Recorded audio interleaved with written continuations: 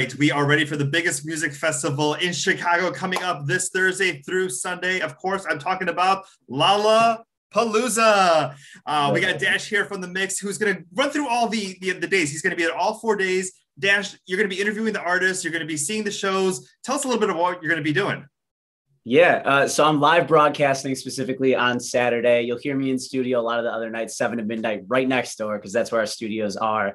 Top 40, pop station in Chicago. We're covering it all. If it's not me, it's going to be one of my co-staff members. I'm excited. But this week, Lollapalooza, I mean, you can't beat it. And everything from, you've got headliners and Miley Cyrus and Foo Fighters and Jack Harlow and DaBaby.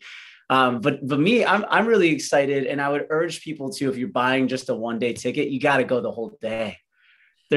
I think, a couple of years ago, I saw Kings of Leon there, and they were headlining, and they talked about, they're like, we were here. They said this, we were here 5 years ago, and we had a 1 o'clock time slot. Nobody knew who we were yet. He's like, and now we're headlining, and there's thousands of people in front of us.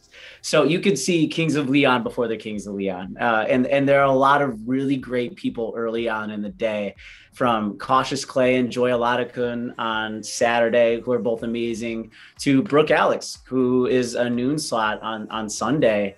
Cannons and Porches, Mount Joy, the Chicago Whitney Boys. There's so much great music throughout the day outside of, seeing a Dave Grohl or seeing a Miley. Because even like for me, I've seen Lizzo at like that 4 o'clock time period, several years before she made it big. All right, so let's run through some of the days and see what we have in store. So let's go through Thursday. Obviously, some people know them as a Disney group, but Allie and AJ are going to be, almost kicking off Lollapalooza. Yeah, and it's pretty cool because Allie and AJ, I mean, they've been making music since I think like 2005. That's when Phil the Future was coming out, when a lot of the big Disney shows that they were first starting out on started to take place. So it's really cool. They're kind of this legacy act where like they're also now going viral on TikTok. And so it's really awesome to see their music take off on new emerging platforms. They're still so young. They're in their early 30s. And they're just making fun music too. People are mad about the time slot. Some people, but like I'm excited because now I don't feel like they have to compete. I don't have to make. That's one of the biggest things about Lolla. You have to make your decision on who you're going to see when all of these different bands are going up against each other. So Allie and AJ, great way to kick it off, and that's a great way to look at it too. Is they're that Thursday. I mean, you're looking at Disney stars and Nickelodeon stars who have become pop stars, and it's cool. You've got Allie and AJ and Miley in the same room. Exactly. I mean, that's kind of kick it off with Allie and AJ, and then you end the day off with Miley Cyrus. Another artist that I've been really into and been watching his work is Orville Peck, who is a country artist. Okay. He wears a mask. He's just got this like crazy persona about him. It's kind of a cool emerging artist. He just did a cover of Lady Gaga's Born This Way for the re-release of that album. But I think he's going to be one of those artists too to go ahead and check out. And even if you like just one song, they might play some other songs you really love too. And also, if you're skew a little older going to Lollapalooza, like I am and some of my friends, is that, you grew up listening to Punk Pop, and Jimmy Eat World is definitely one of those bands that you're happy at 5 o'clock. If you're not getting there till after work, I mean, that's a perfect way to kick off Lollapalooza. Dude, yeah. I mean, I think anybody who's been through something, even people who are young and hearing it for the first time, like the middle is that quintessential, like teenage existential crisis song. Right. That like, we're all just going to be down to thrash around to. I mean, it brings me right back to like my days, like mosh pitting at like Tinley Park's amphitheater to Blink-182 and Fall Out Boy and other big bands that were just like during that like prime angsty time in Chicago. Oh, exactly. I think you and I probably might have crossed paths at some of those shows, in the past, probably. Yeah, it's pretty cool. Talk about a mutual bond between anyone who's from Chicago or just been here for music. And then finally, let's talk about the headliner, Miley Cyrus. She has new music coming out. She's playing definitely the old hits as well, too. She may throw in a couple of surprises. Yeah,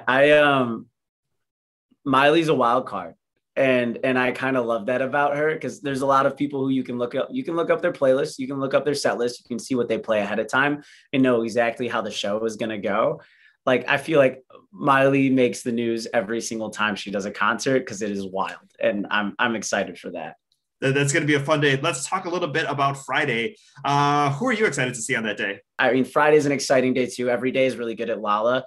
But Friday is going to be my chill day where I kind of just wander. And I've done this before. This is one of my favorite things at Lolla. Like, this is how I ended up seeing Dead Mouse when I was like 15 years old. And this is back when Perry's stage was like a little circle. It wasn't a tent yet. It was just a little circle. Like, you know, you just ended up walking across Grant Park and kind of drifting towards whatever music pulled you. A couple of artists on Friday, Tyler, the Creator, Jack Harlow, Marshmello, who is, you know, if you're still into that EDM, that's going to be a big thing to hit. And then Love, who is, I saw them open up for Ed Sheeran at Soldier Field a couple of years ago, right before the pandemic. But it was just one of those like names you heard, you're like, what is this? And now here they are playing Lollapalooza.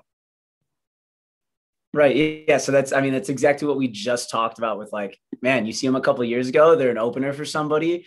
I mean, I think Ed Sheeran at one point was opening for Taylor Swift, you know, and then he became like the highest grossing musician of the year a couple of years in a row.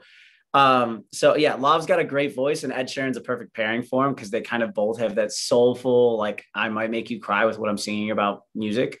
So I'm excited for him. Jack Harlow, they just released that collaboration, him and Lil Nas, which is so dope. So that's going to be another hard night of choosing for me. And it's cool too, because you can genre hop, right? I don't think there's an expectation that you have to be like a rock and roll purist or a pop purist. 100%. And let's talk a little bit, because I'm going to go on Saturday. I could only pick one day because of my schedules. And Saturday was the day I was going to go on. And there's no other day, at least like for me, when I'm looking at the artists of like, who, you know, I mean, you got Megan Thee Stallion and you got Limp Bizkit. I can't think of two more different artists, but I'm excited to see both of them. Right.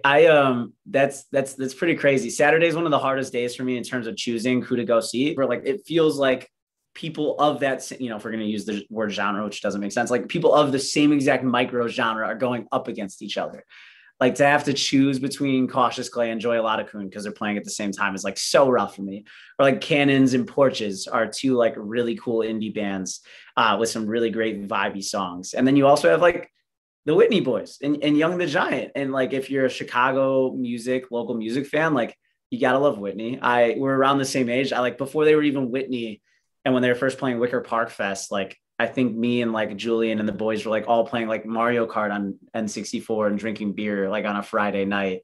And who would presume that like, you know, 2 years later, 3 years later, Elton John would say they're, you know, that Whitney's his new favorite band. Yeah, let's talk about the headliners on Saturday. You got Post Malone and then you've got Journey as well too. So I think the dads are going to be at Journey belting out all those tunes. And right. Post Malone, I mean, crosses so many, you know, genres, and it's not just, you know, one, you know, age group that he, you know, his music falls in. I mean, I think he's played on so many different radio stations and, you know, all around it. I think you're going to get that crossover, making it a hard decision. Right.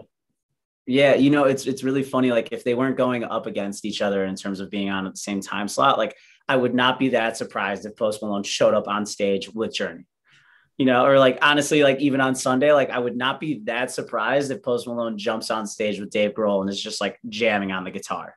Another one on Saturday is Angels and Airwaves, because, you know, you and I both love Blink-182 and Tom is the lead singer of that band. So he, I think he does a couple of Blink songs. I did look on Setlist FM.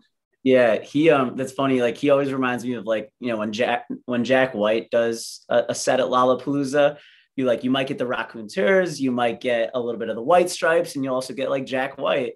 Finally, let's go through Sunday. Foo Fighters, obviously the big name, but we got Young Thug, we got Modest Mouse, we got Yellow Claw, Alice in Wonderland, Brittany Howard, lead singer of Alabama Shakes. And what a wonderful way to finish off the festival. Right. I presume I'll be dead by then. I'm not going to make it through all of the days.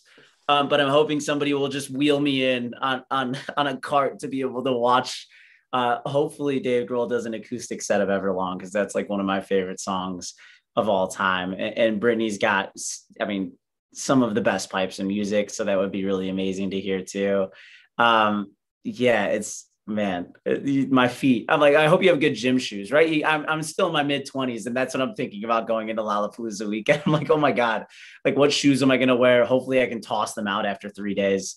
We're going to get a little bit of rain going in supposedly too, so that'll hopefully cool everything down. But it seems like it rains every Lollapalooza, and it only makes it more fun, but like, don't care about the shoes that you're bringing with you. No sandals, no high heels. You want to wear something comfortable because you're going to be walking all across Grant Park. I definitely want to make sure to have that comfortable footwear. Brittany Howard also, I can't remember what year it was, but it was the year that Paul McCartney headlined Lollapalooza, and I saw the Alabama Shakes earlier in the day, and then Mm. Britney jumped on stage with Paul McCartney as a surprise appearance. So it's just one of those like artists that like I felt has always been with me throughout my Lala journey. Dash, let them know where they can hear all your interviews and where you're going to be live and all that fun stuff. Yeah, check me out at Live with Dash on all handles, TikTok, Instagram. That's where I'll be announcing everything. You can hear me live 7 to midnight, Monday through Friday, Monday through Saturday on 101.9 The Mix, where you can listen to that anywhere. Just tell Alexa to open up 101.9 The Mix. And stay with me, WTMX.com. It's livewithdash.com. I'm going to be on and doing something all of Lala this weekend. I'm so excited for it. And I'm excited for the rest of Chicago and anyone coming here just to hear live music.